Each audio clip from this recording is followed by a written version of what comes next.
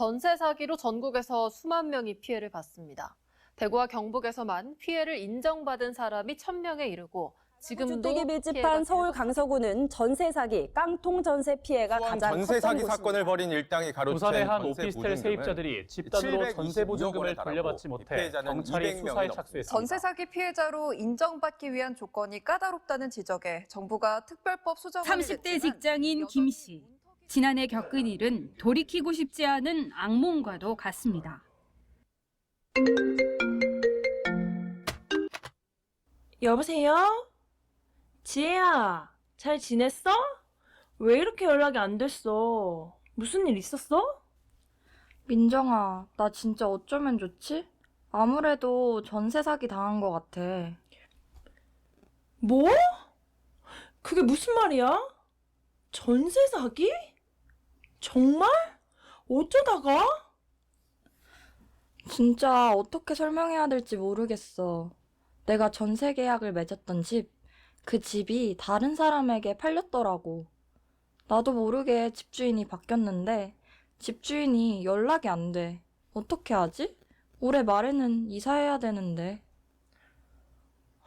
세상에, 집주인이 잠적했구나. 등기부 등본은 떼봤어? 당연히 떼봤지. 근데 알아보니까 법적으로는 집주인이 변경될 때 나한테 알려줄 의무가 없대. 이 법이란 게 너무 허술해. 이제 어떻게 해야 할지 모르겠어. 우리 빌라에 나처럼 당한 사람만 7명이야. 아니, 어떻게 그럴 수가 있어? 그렇게 법이 허술하다고? 그러니까 검색해보니까 이런 사례가 정말 많더라고. 피해액도 어마어마하고. 더 힘 빠지는 건 내가 법적으로 집주인을 고소해도 실제로 나에게 돌아오는 건 아무것도 없을 수도 있다는 거야. 내가 승소하더라도 집주인이 돈을 갚은 능력이 없으면 아무런 소용이 없다는 거지. 아니, 정말 너무 화가 나네. 그러니까 결국 법과 제도가 세입자를 전혀 보호해주지 않는다는 거네. 이렇게 쉽게 사기를 칠 수 있는데 다들 손 놓고 있는 거야? 공인중개사한테 물어보니까 계약하고 나서 벌어진 일은 책임져주지 않는데. 국가에서 공인한 게 공인중개사인데 어쩜 그렇게 아무런 책임도 안 진다는 거야? 그럼 우린 뭘 믿고 계약하라고? 경찰에 연락해봐도 이건 사기가 아니라서 수사 안 해준대. 이게 사기가 아니면 도대체 뭐야? 전세 대출 받은 은행에서는 내가 알아서 대출 갚으라고 하고 아무도 도와주지 않아. 대출금이 1억인데 어떻게 해야 될지 모르겠어. 너무 말도 안 되네. 그래도 방법이 있을 거야. 우리 함께 길을 찾아보자.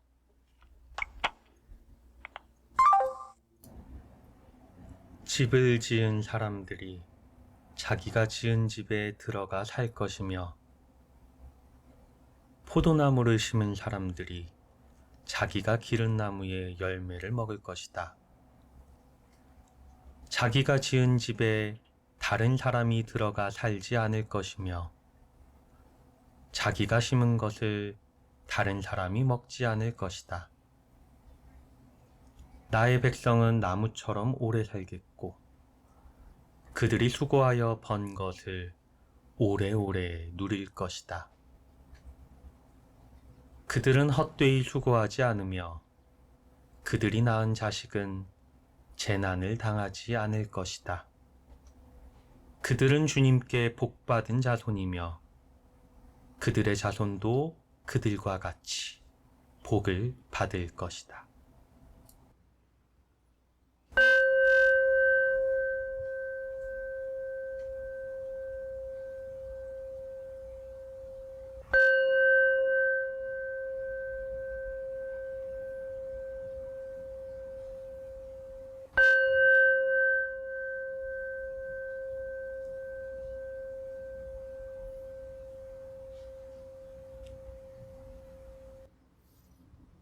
길 가는 밴드 장현우님과 함께 찬양하겠습니다.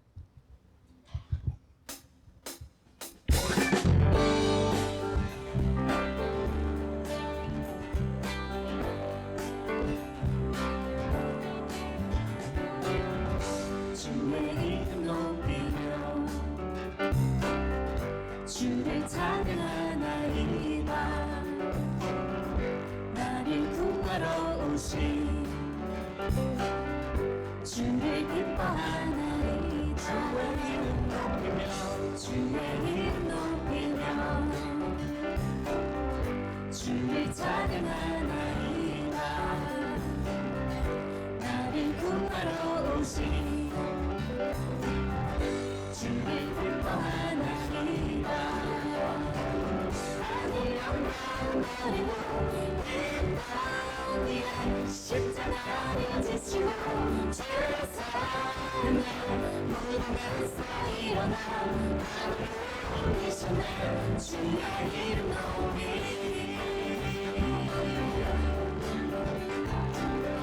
주의 이름 높이며 주를 찬양하나이다. 나를 구하러 오신 주를 기뻐하나이다. 주의 이름 높이며 주를 찬양 주를 찬양하나이다. 나를 구하러 오신 주를 기뻐하나이다. 하늘 영광 버리고 이 땅 위에 십자가를 지시고 주의 사랑을 무덤에서 일어나 하늘로 옮기셨네. 주의 이름 높이 하늘 영광 버리고 이 땅 위에 십자가를 지시고 주의 사랑을 무덤에서 일어나 하늘로 옮기셨네. 주의 이름 높이 하늘 영광 버리고 이 땅 위에 십자가를 지시고 주의 사랑을 무덤에서 일어나 하늘로 옮기셨네. 주의 이름 높이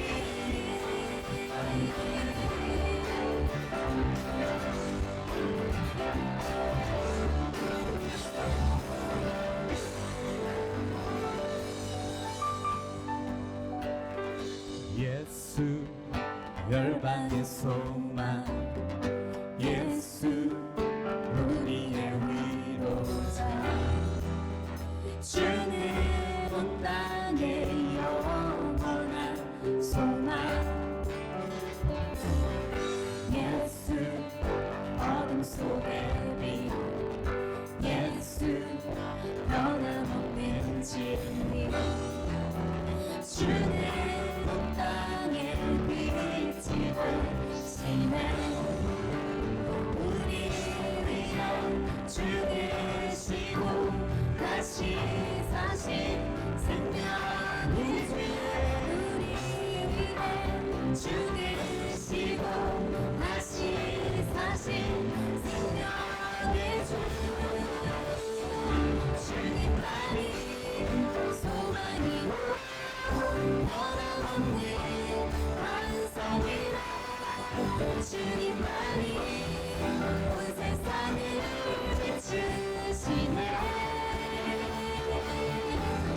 우주에서 부활하신 우리 구주 영광의 왕 주를 믿는 모든 자에서 먼 대신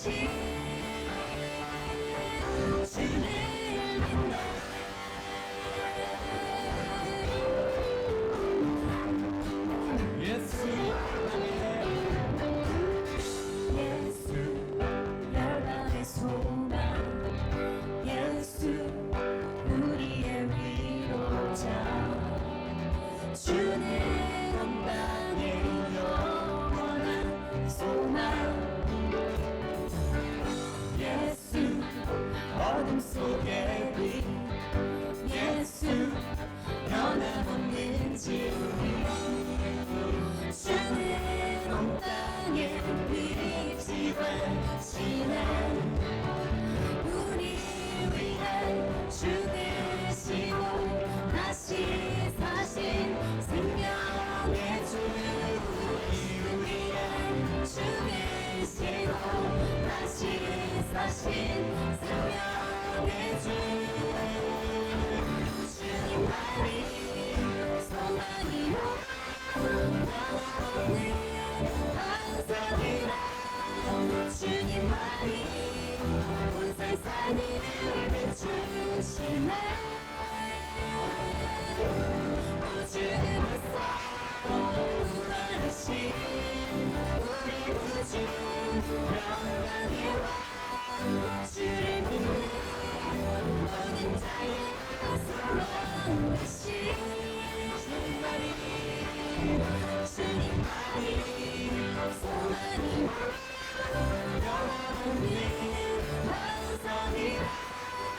주님만이 온 세상을 지으시네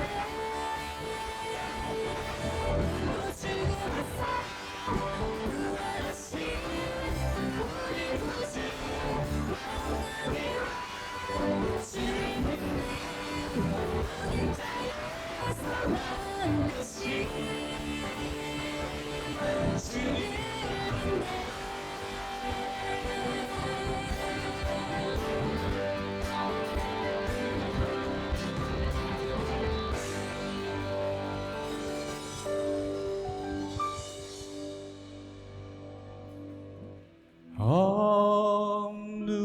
억눌린 자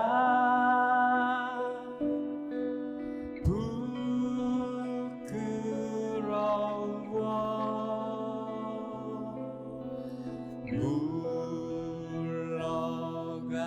물러가지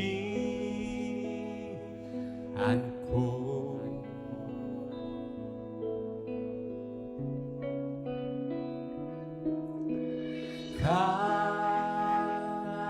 강한 자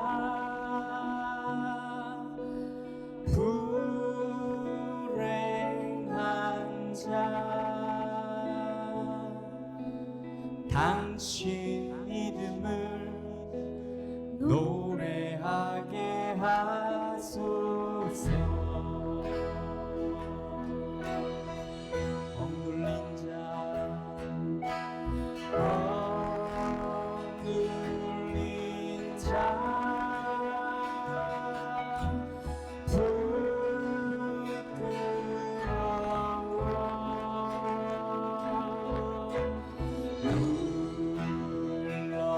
물러가지 않고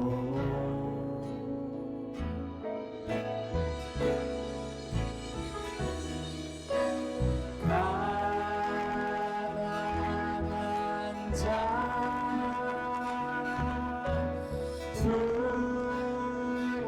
불행한 자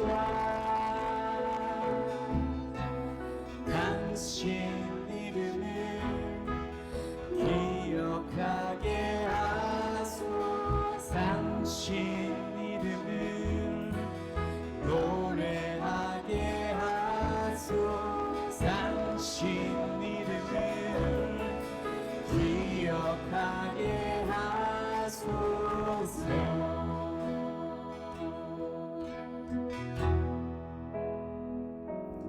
이제 우리 여기 이렇게 모여 있으니 주여 우리 가운데로 어서 오소서 절망과 고통 속에 있던 우리 상처 입은 영혼 이 시간 당신께 다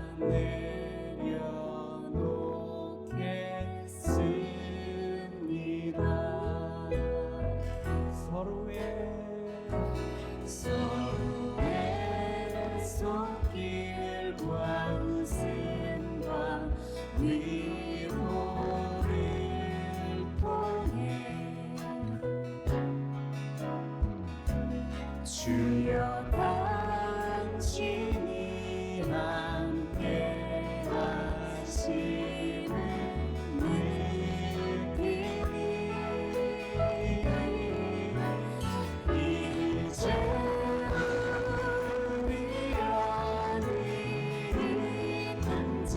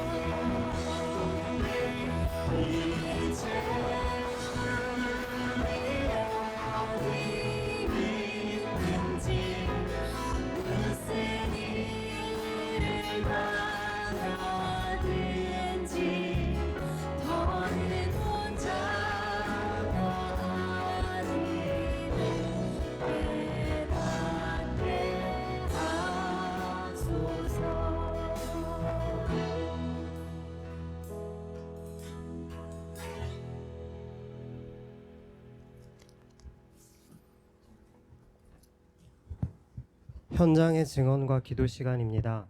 먼저 전세 사기 깡통 전세 피해자 전국 대책위 공동위원장으로 활동하고 계시는 이철빈 님께서 나오셔서 전세 사기 현황과 제도 개선에 대한 증언을 해주시겠습니다.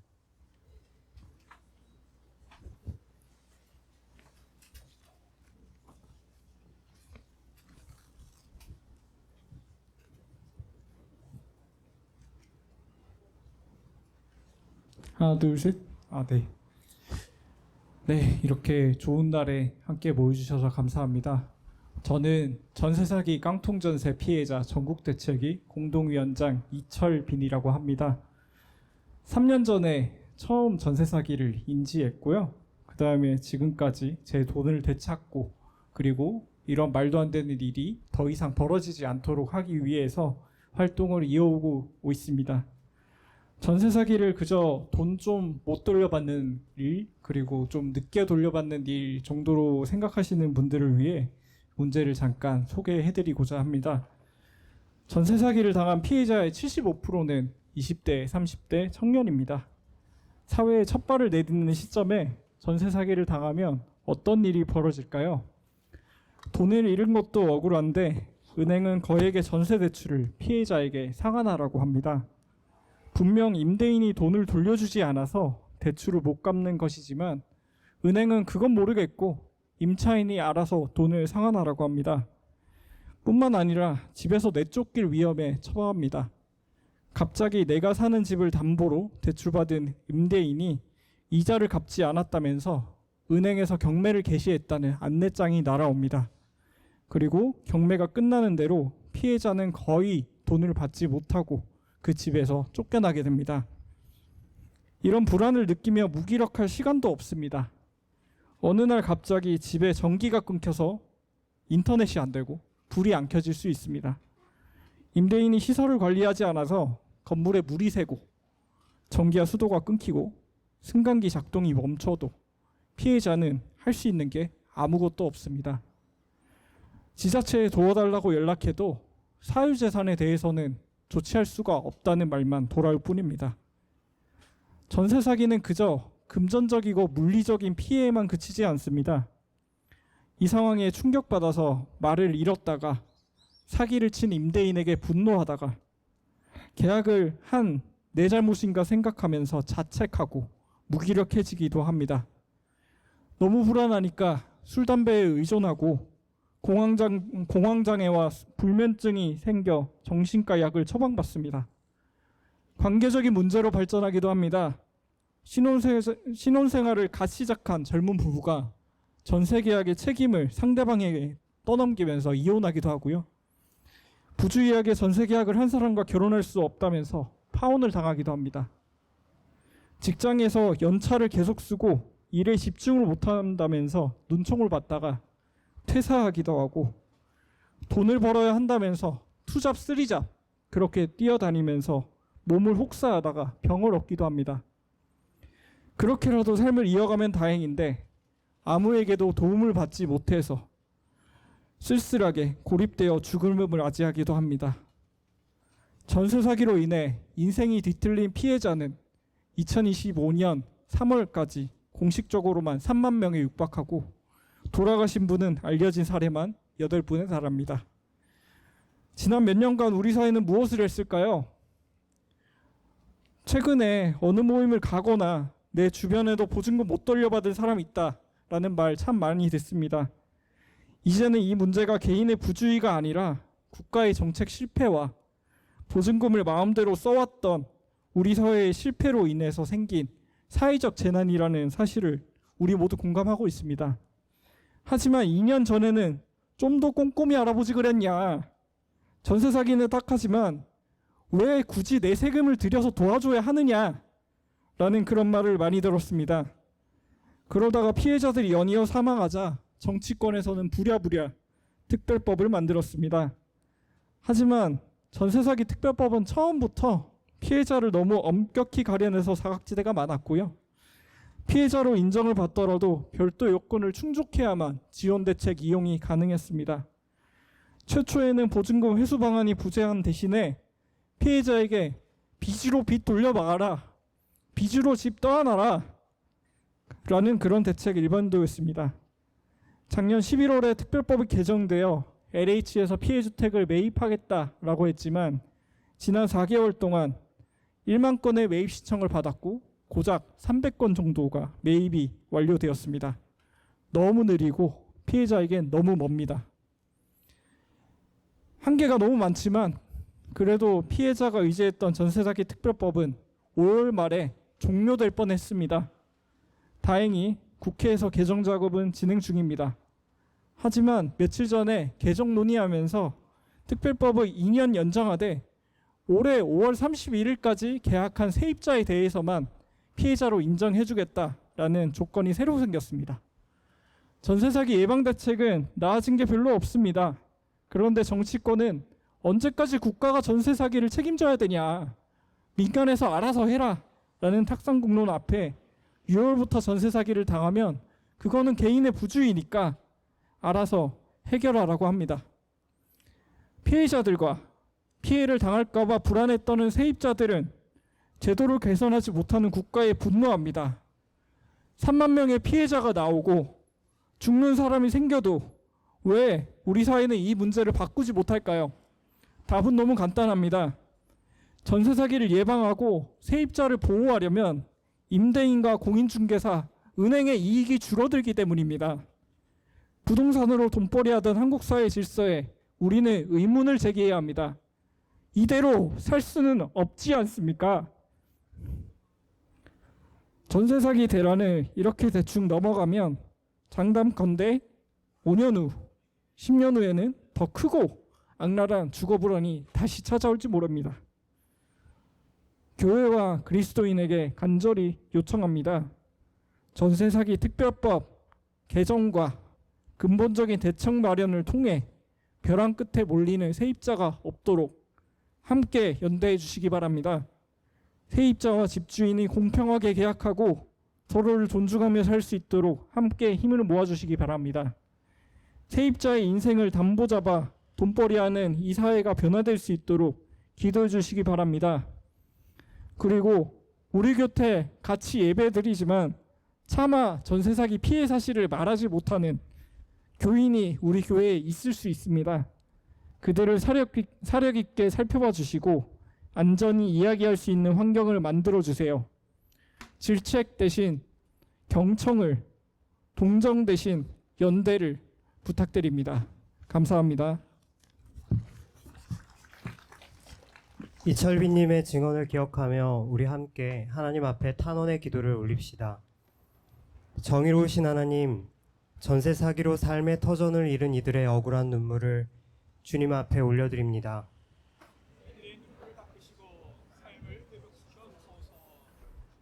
피해자들이 잃은 것은 단지 돈과 집만이 아닙니다. 일상을 잃어버리고 서류와 외로움 속에 싸우는 이들을 붙들어 주소서. 무책임한 제도와 불의한 구조를 고쳐주소서. 전세사기 특별법이 실효성 있게 연장되게 하시고 실질적인 제도 개선이 이루어지게 하소서. 우리는 이 고통 앞에 오랫동안 침묵하고 무관심했습니다. 주님, 우리 교회가 회개하게 하시고 깨어 기도하고 행동하게 하소서.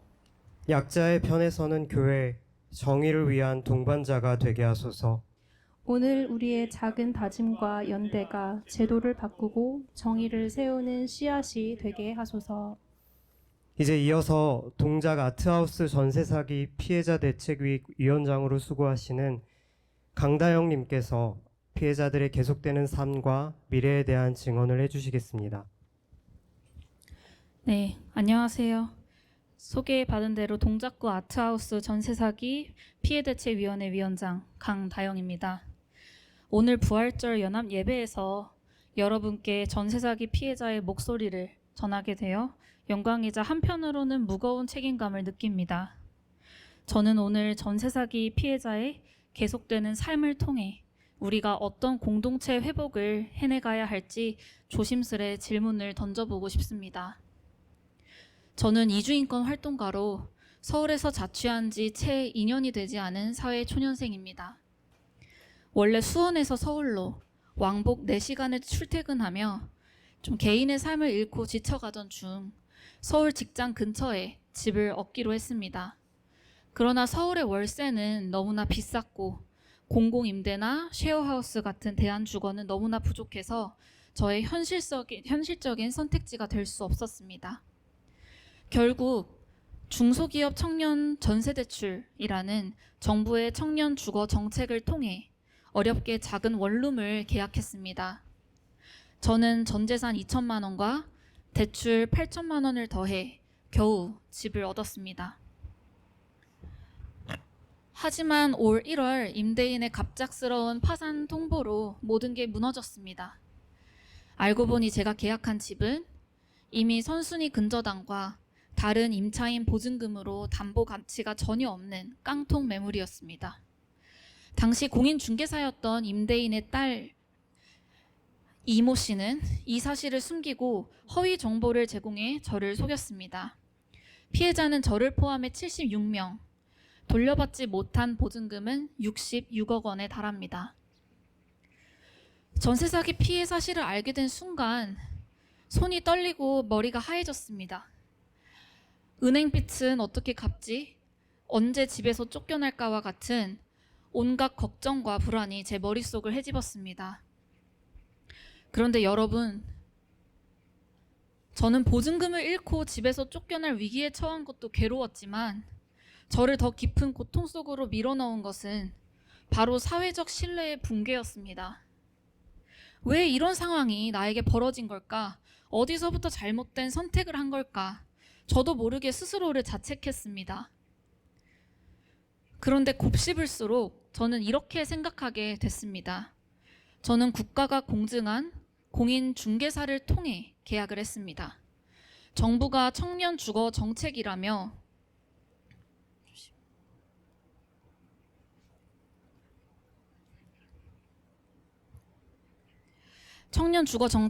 보장한 전세자금 대출을 통해 전세 계약을 체결했습니다. 저는 국가가 만들어 놓은 절차를 사회가 권장한 방식대로 따랐습니다. 그런데 사기를 당한 후 제게 돌아온 건 왜 더 꼼꼼히 알아보지 않았냐는 말들이었습니다. 그 순간 저는 깨달았습니다. 이 사회에서 제도가 존재한다는 사실과 그 제도가 실제로 나를 지켜줄 수 있느냐는 것은 전혀 다른 문제라는 것을요. 그리고 이 사기의 고통은 단지 물질적인 피해에서 끝나지 않는다는 것을요. 제가 믿고 따랐던 시스템 전체가 신뢰를 잃은 순간 그 다음부터는 누구도 어떤 제도도 더는 쉬이 믿을 수 없게 되었습니다. 요즘은 전 누군가의 말을 들을 때마다 계속해서 녹음을 하게 됩니다. 그 말을 기억하지 못한다는 말, 그런 말 한 적 없다는 부정 앞에서 제 기억조차 믿을 수 없게 되었기 때문입니다. 사기 피해가 만든 불신은 단지 가해자 개인을 향한 것이 아닙니다. 우리 사회 전체에 대한 불신입니다. 전세 사기 피해자들의 상당수는 저처럼 사회 초년생입니다. 이제 막 사회에 첫 발을 내디딘 사람들이 처음 마주한 현실이 사기였다면 우리는 앞으로 이 사회를 어떻게 믿고 살아갈 수 있을까요? 저는 이것이 단지 개인의 불행을 넘어 공동체의 파괴와 사회의 파편화를 낳는 구조적 문제라고 생각합니다. 내 삶을 지키기 위해선 제도보다 나 자신만을 믿어야 한다는 인식, 더는 남을 신뢰할 수 없다는 감정, 그리고 제도를 믿지 못하게 되는 불신, 이것이야말로 전세 사기가 우리 사회에 남긴 가장 큰 깊은 상처일 것입니다. 공동체는 신뢰 위에 서 있습니다. 그러나 지금 정부가 제시한 전세 사기 예방 대안과 피해 구조는 오히려 책임을 개인에게 전가하며 공동체를 더 파편화하고 있습니다. 제도는 위험을 관리하지 못하면서 피해가 발생하면 세입자 개인이 모든 것을 입증하고 감당해야 합니다. 전세 사기가 발생하면 법과 제도는 끊임없이 입증하라라고 요구하지만 피해자는 홀로 서 있습니다. 누구도 명확한 가이드를 제공하지 않고 심사와 결정은 제도 밖 어딘가에서 이루어집니다. 이러한 고립은 피해자를 불확실함과 불신 속에 방치하며 우울과 불안, 자기 비난과 무기력으로 이어집니다. 회복은 단지 물질로만 이루어지지 않습니다. 우리가 바라는 건 보증금만이 아닙니다. 신뢰할 수 있는 사회, 함께 살아갈 수 있는 공동체, 그리고 다시 나답게 살아갈 수 있는 기반. 이것이 회복입니다. 저는 부활이 바로 그런 것이라 믿습니다. 절망의 자리에서 다시 살아날 수 있다는 가능성, 그 가능성이 지금 피해자들에게 가장 절실하게 필요한 것입니다. 많은 분들의 연대로 전세사기 특별법은 다행히 연장되었습니다. 그러나 올해 5월 말까지 계약한 사람만 신청할 수 있다는 제한이 생겼습니다. 전세사기는 지금 이 순간에도 계속되고 있고 새로운 피해자의 삶도 계속되고 있습니다. 그 삶이 무너지지 않기 위해선 법의 형식적인 연장만으로는 부족합니다. 지금 필요한 것은 제도의 실질적인 응답입니다. 설명 없는 불인정 통보가 아닌 예측 가능한 피해자 인정 심사 기준, 피해자들의 목소리에 귀 기울이는 절차, 심리적 회복을 위한 지원 역시 마찬가지입니다.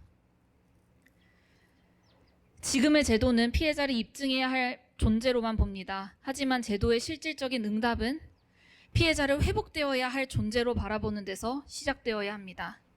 이런 변화야말로 제도가 살아있다는 증거이자 피해자들이 다시 사회를 믿을 수 있는 기반이 됩니다. 그런 의미에서 오늘 이 자리는 저희에게 정말 그 의미가 큽니다. 늘 피해자들이 외치고 요청해야만 했던 상황에서 오늘은 먼저 저희의 이야기를 들으러 함께 해주시는 분들이 있다는 사실만으로도 크고 따뜻한 위로가 됩니다. 이런 자리가 일회성이 아닌 지속적인 피해자의 삶과 회복, 공동체의 변화로 이어질 수 있기를 진심으로 바랍니다. 지금 이 자리에서 저는 이렇게 요청드립니다. 더는 집 없는 이들이 사기의 대상이 되지 않도록, 제도가 피해자를 외면하지 않도록, 피해자가 다시 사회를 믿고 살아갈 수 있도록 교회와 우리 사회 전체가 책임을 다해 주십시오.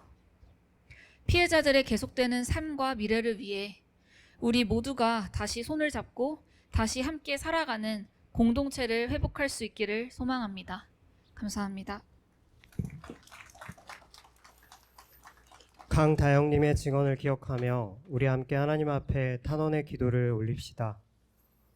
자비의 주님, 평범한 젊은이들에게 닥친 이 사회적 재난을 주님 앞에 올려드립니다.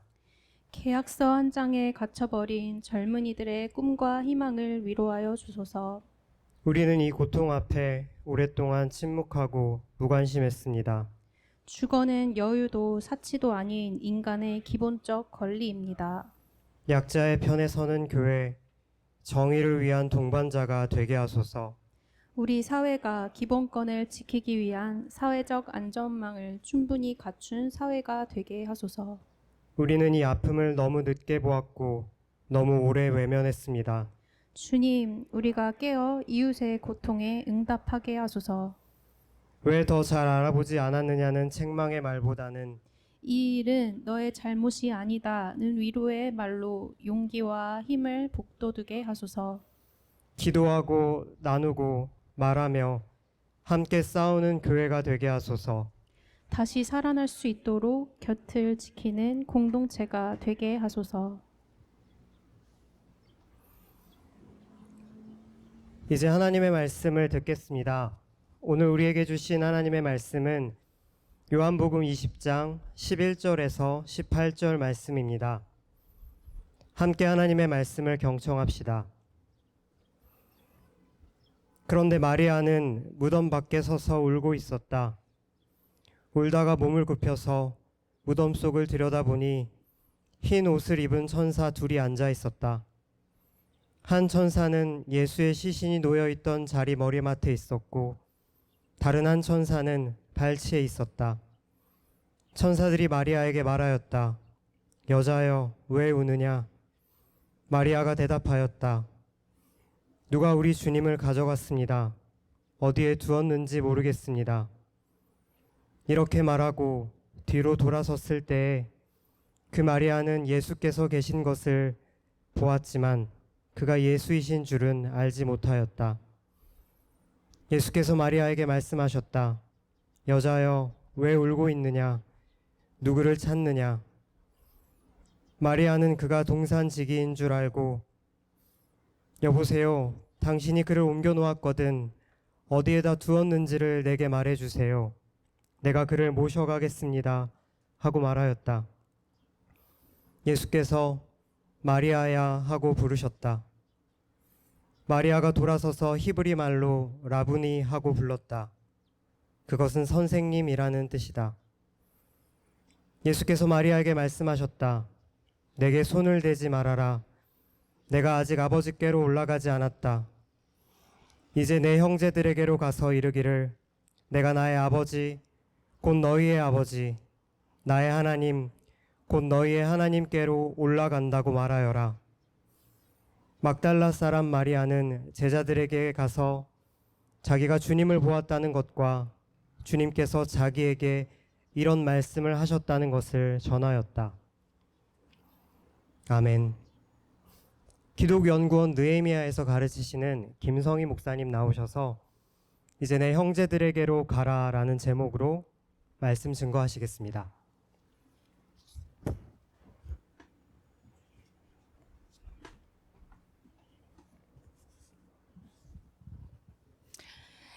예수님이 부활하셨습니다. 할렐루야. 네, 매년 이맘때마다 예수님의 부활을 우리가 감사하고 축하하는 이유는 우리가 반드시 매번 기억하고 기념해야 할 일이기 때문입니다. 그러면 왜 우리는 예수님의 부활을 기억하고 기념해야 할까요? 바로 우리로 하여금 절망하며 살지 않게 하기 위함입니다. 우리로 무덤에서 머물지 않게 하기 위함입니다. 기억하고 기념해야 어둠이 찾아오더라도 물리칠 수 있는 지혜와 능력을 얻을 수 있습니다. 기억하고 기념해야 우리의 삶을 변화시킬 수 있기 때문입니다.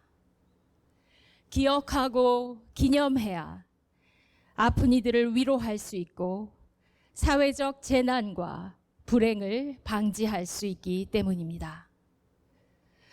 오늘 고난과 함께하는 부활절 예배는 특별히 전세 사기에 고통당하고 계신 분들과 함께하고 있습니다.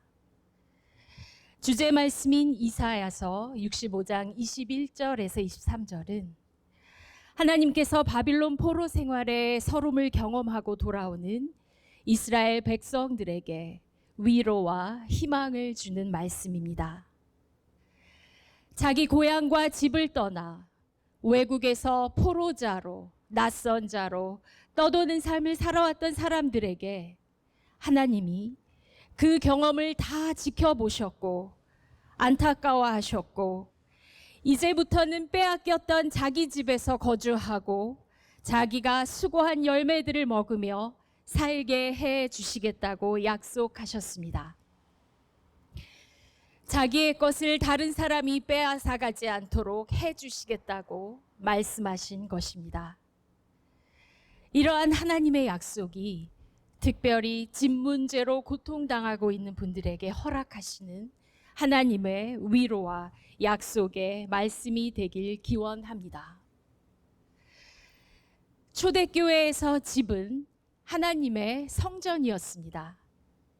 예수 그리스도께서 부활하신 후 기독교인들의 예배는 집에서 드려졌습니다. 자신들의 집을 열어 기도하고 찬양하고 함께 식사하며 거룩한 교제를 나누었습니다. 그래서 집은 거룩한 곳입니다. 하나님이 임재하는 장소이고 하나님의 거룩한 백성들이 하나님 나라를 이루어가는 터전입니다. 초대교인들에게 집은 공유하는 곳이었습니다. 그러기에 닫힌 공간이 아니라 언제나 열어주는 환대와 섬김, 선교의 공간이었습니다. 초대교회의 순회 선교사들은 마을을 돌아다니며 복음을 전하였습니다. 그리고 기독교인들의 집은 언제나 이 순회 선교사들이 쉬고 갈 수 있도록 여분의 담요와 불을 밝힐 수 있는 등잔과 빵을 항시 준비해 두었다고 합니다. 자신들을 대신해서 복음을 전하는 것에 감사하면서 언제든지 쉬고 갈 수 있도록 그렇게 집을 열어서 선교를 도왔던 것입니다. 우리 삶의 보금자리인 집은 작은 하나님 나라입니다. 그러므로 우리는 이러한 거룩한 공간을 개인적 부를 누리기 위한 수단과 대상으로 삼을 수 없습니다. 그것은 만몬 숭배입니다. 집은 하나님 나라의 백성들이 하나님 나라의 삶을 향유하고 누리기 위한 거룩한 터전입니다. 이러한 집을 대상으로 어떠한 속임수를 사용해서는 안 될 것입니다. 여러분, 사도행전 5장에 나오는 아나니아와 삽비라를 기억할 것입니다. 성령이 강하게 역사했던 초대교회에서 아나니아와 삽비라는 정직하지 못한 일을 했습니다. 그들은 자신의 재산을 숨겨놓고 다 내어놓았다고 거짓말을 하였고 그에 대한 죗값은 그들의 생명이었습니다. 이 무시무시한 이야기를 우리는 기억해야 할 것입니다. 집은 우리가 이 땅에서 나그네처럼 살아가는 동안 잠시 머무는 공간입니다. 머무는 동안 우리는 그곳에서 하나님 나라를 경험하고 하나님 나라의 시민으로 성장하는 작은 교회로 여겨야 하는 것입니다. 하나님이 임재하시는 공간을 속임의 수단으로 사용하여 타인의 삶을 송두리째 앗아가고 상처 주는 일은 큰 죗값을 치르게 될 것입니다. 오늘은 부활절입니다. 예수님의 부활 이야기는 각 복음서마다 조금씩 다릅니다. 마가는 여성 제자들이 예수님의 시체를 돌보기 위해 찾아갔다고 증언하고, 마태복음 역시 여성 제자들이 무덤을 찾아가지만 예수님께서 부활하셨다는 이야기를 듣고 기뻐하며 돌아가다가 부활하신 예수님을 만납니다. 누가복음에는 여성들이 빈 무덤을 발견하고 예수님께서 평소에 하신 말씀을 기억해내어 예수님이 부활하셨음을 확증합니다. 오늘의 본문 요한복음에는 부활하신 예수님이 막달라 마리아에게 나타납니다. 막달라 마리아는 7 귀신이 들었던 여성입니다. 7이라는 숫자는 완전수를 뜻하는 것으로 7 귀신이 들었다는 말은 마리아가 처해 있던 상황이 매우 심각하고 크다는 표현입니다. 우리는 마리아의 불행한 상황이 구체적으로 무엇이었는지는 모릅니다. 어떤 일을 당했든지 그 상황이 매우 심각하고 자신의 힘으로는 어찌할 수 없는 상황이었다는 표현이기도 합니다.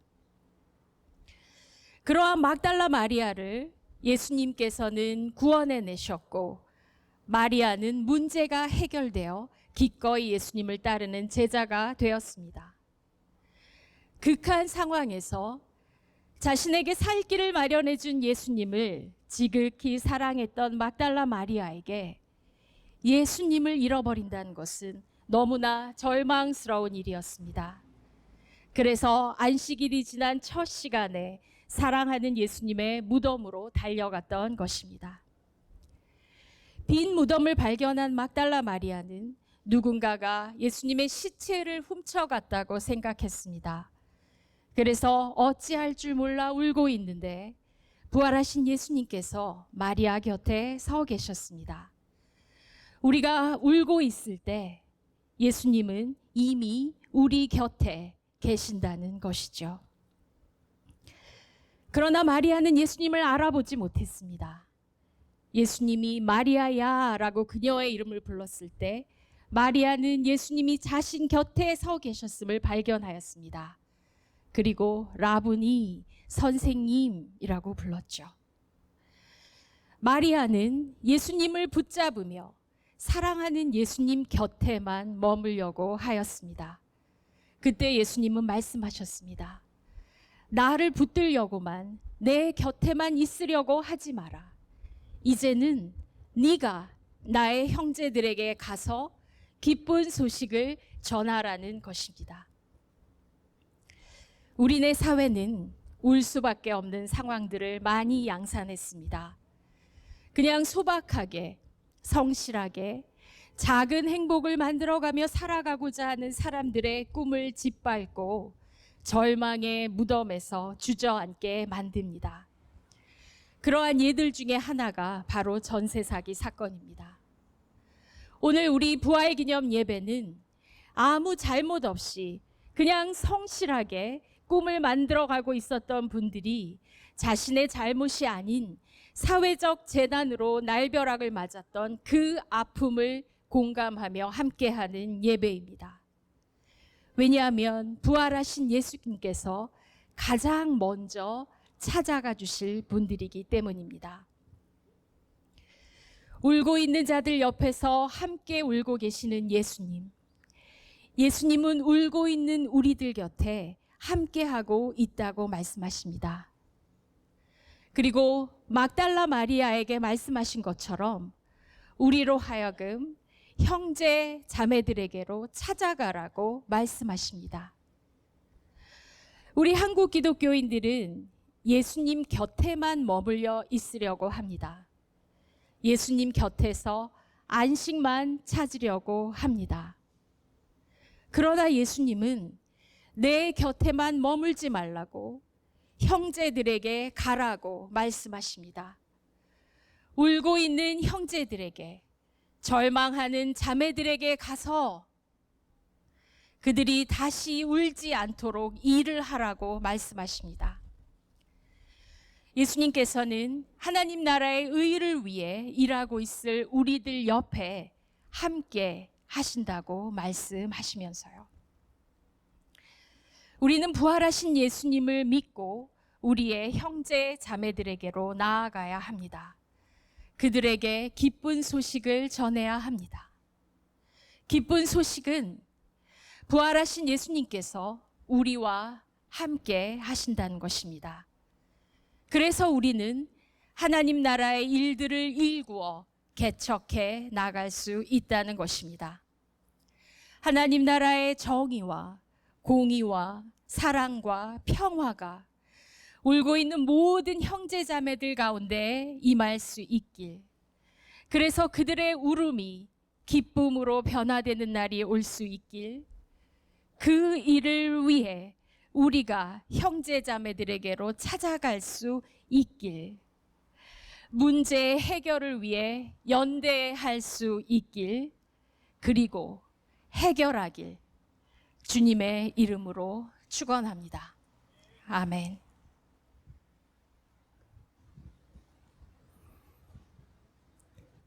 지금은 봉헌 시간입니다. 오늘 드려진 헌금은 예배 준비를 위한 금액을 제외하고는 전세 사기 피해자들을 위해서 사용됩니다. 그리고 순서지에 안내된 온라인 계좌로도 헌금하실 수 있습니다. 헌금 위원으로는 청파교회 청년부가, 또 특송으로는 고기교회 성가대가 수고해 주시겠습니다.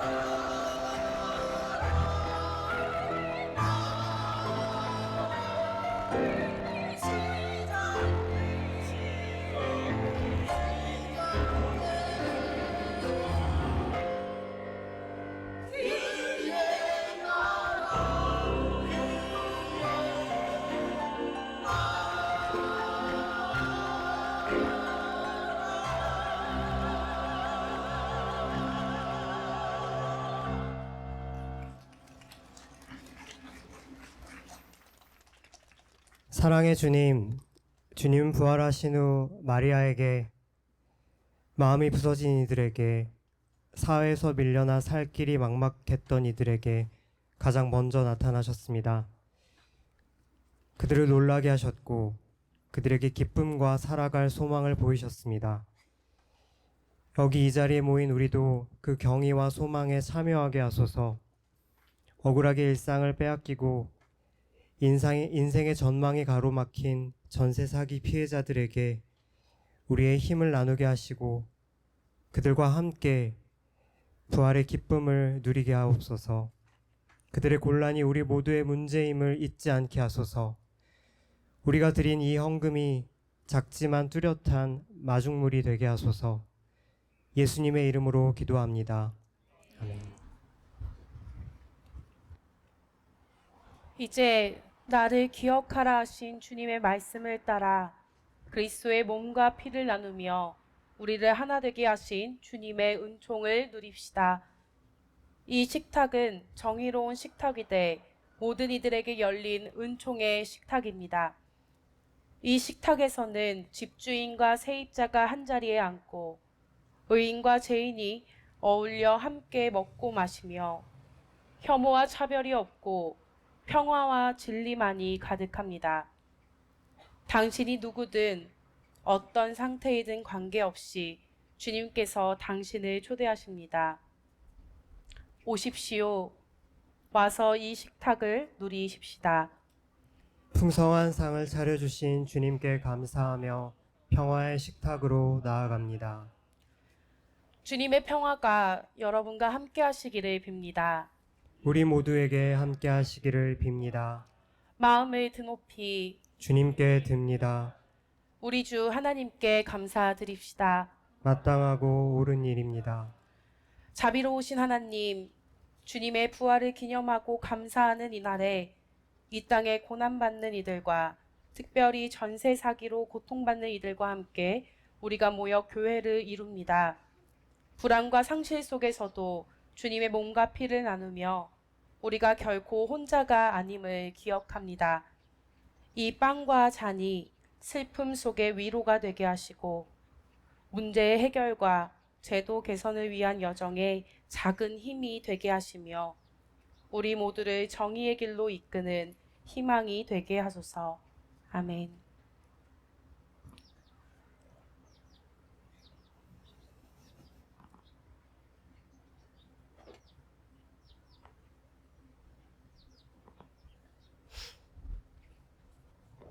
주 예수께서 잡히시던 날 밤에 제자들과 함께 식탁에 앉아 감사의 기도를 드리신 다음 빵과 포도주를 나누셨습니다.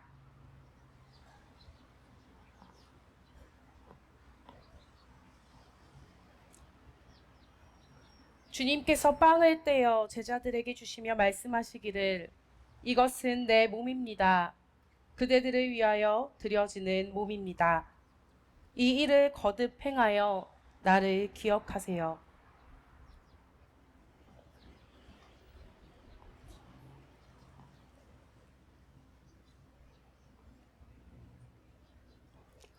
잡수신 뒤에 마찬가지로 잔을 들고 말씀하시기를 이 잔은 내 피로 맺은 새 언약입니다. 그대들을 위해서 쏟는 피입니다. 라고 하셨습니다. 신앙의 신비가 크고 또 놀랍습니다.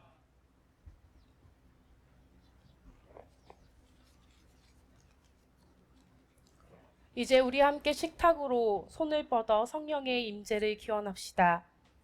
이제 이 땅의 선물인 빵과 포도주로 차린 식탁 앞에서 주님을 기억하오니 이 빵과 포도주는 우리의 땀과 피이며 주님 앞에 바친 우리의 헌신이며 우리가 만들어낸 왜곡된 구조이고 그 아래서 고난받는 모든 이들의 한숨이며 특별히 전세 사기 피해자들의 억울함과 아픔입니다.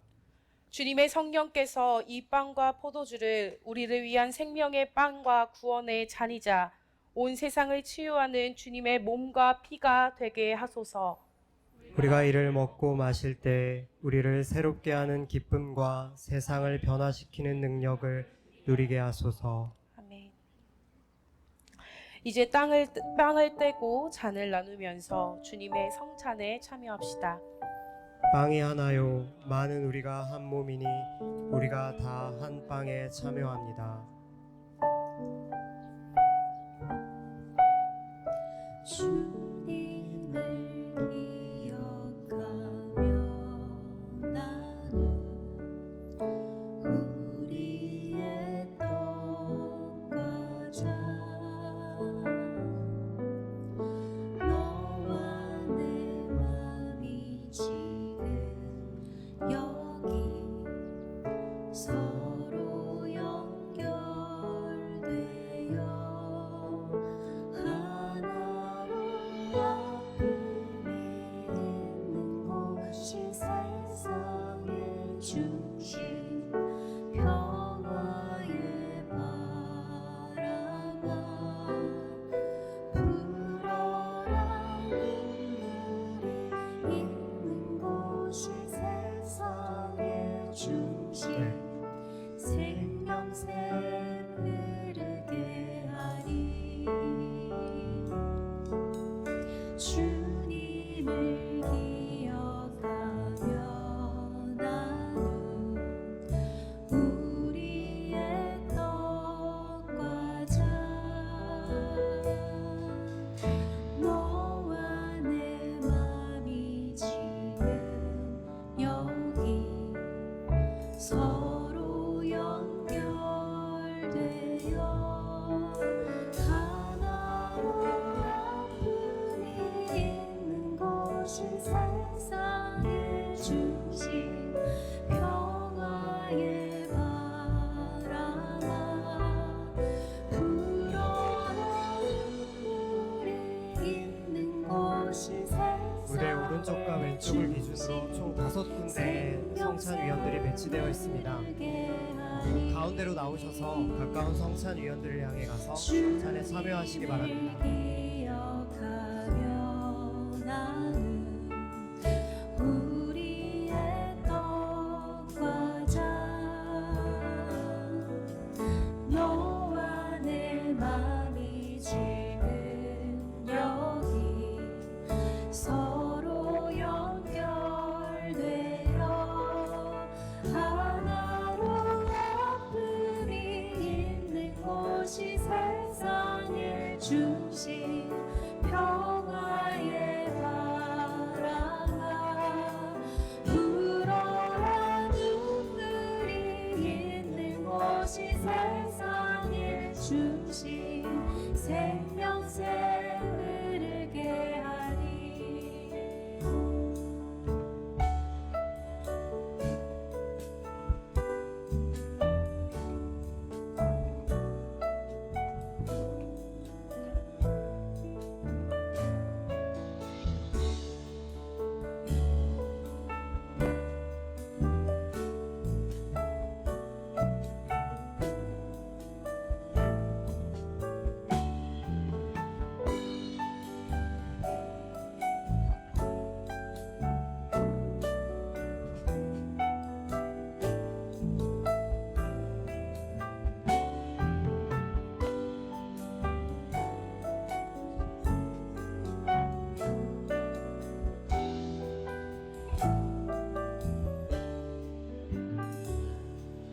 주님을 기억하며 나는 우리의 떡과 잔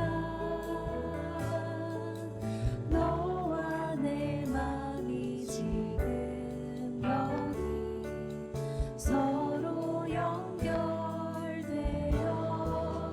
하나로 아픔이 있는 곳이 세상의 중심 평화의 바람아 불어라 눈물이 있는 곳이 세상의 중심 생명새 흐르게 하리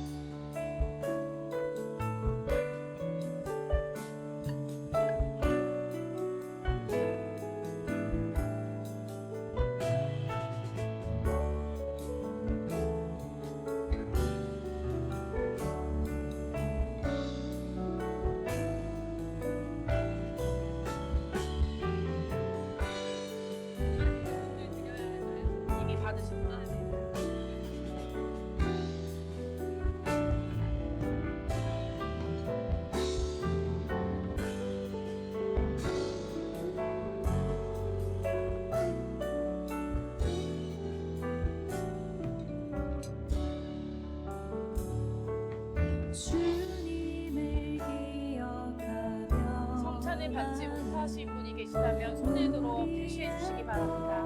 떡과 잔 너와 내 맘이 지금 여기 서로 연결되어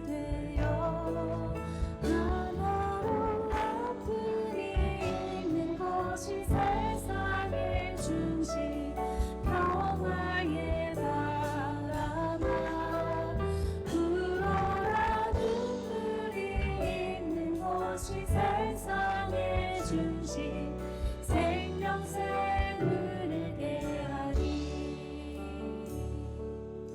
주님을 기억하며 나는 우리의 떡과자 너와 내 맘이 지금 여기 서로 연결되어 하나로 아픔이 있는 곳이 세상의 중심 평화의 바람아 불어라 눈물이 있는 곳이 세상의 중심 생명샘 흐르게 하리 주님을 기억하며 나는 우리의 떡과자 너와 내 맘이 지금 여기 서로 연결되어 하나로 아픔이 있는 곳이 세상의 중심 평화의 바람아 불어라 눈물이 있는 곳이 세상의 중심 생명샘 흐르게 하리 주님을 기억하며 나는 우리의 떡과자 너와 내 맘이 지금 여기 서로 연결되어 하나로 아픔이 있는 곳이 세상의 중심 평화의 바람아 불어라 눈물이 있는 곳이 세상의 중심 생명샘 흐르게 하리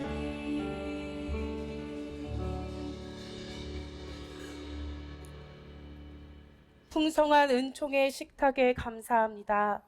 그리스도께서 다시 오시는 날까지 신앙의 신비를 선포하며 온 세상과 교회에 평화와 은총을 나누게 하소서. 아멘.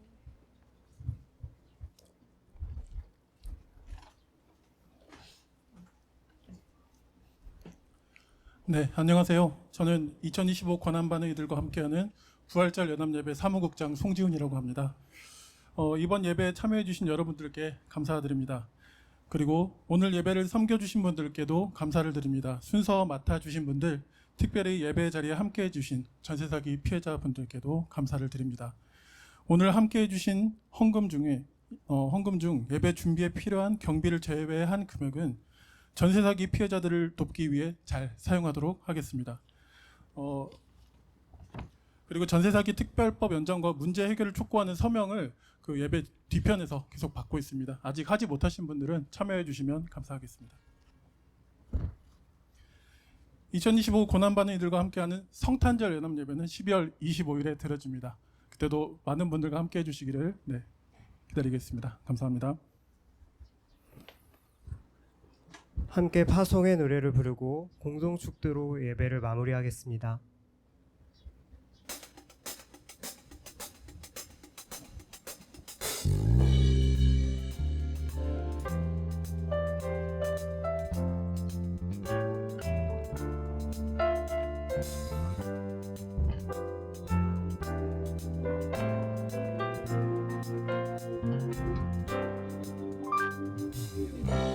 더 위대한 것은 소망은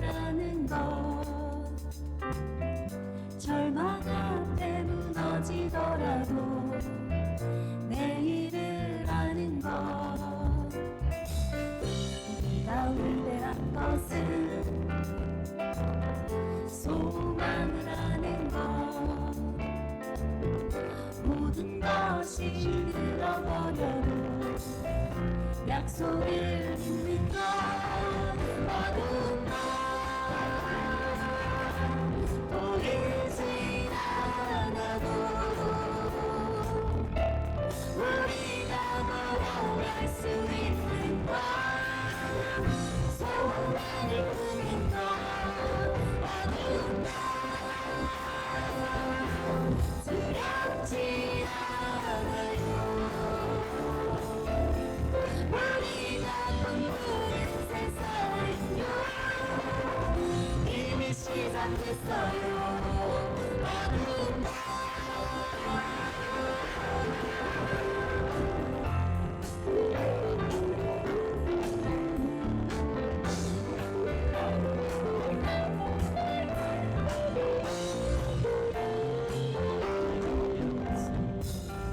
우리가 위대한 것은 사랑을 아는 것 설명할 수 없을지 몰라도 멈출 수 없는 것 우리가 위대한 것은 사랑을 아는 것 어떠한 두려움일지라도 고개를 드는 것 어두운 밤 보이지 않아도 우리가 걸어갈 수 있는 것 소원을 품는 것 어두운 밤 두렵지 않아요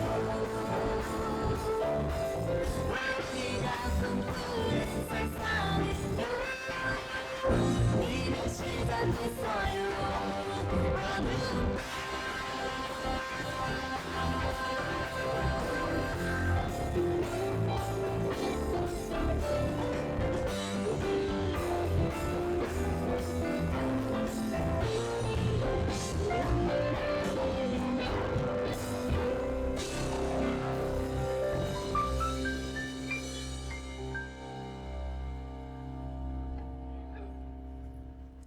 고통의 자리에 임하시는 하나님, 오늘 우리는 전세 사기 피해자들의 무거운 현실과 쓰린 아픔을 주님께 올려드렸습니다. 그러나 절망 속에서도 우리는 함께 있음으로 희망을 봅니다.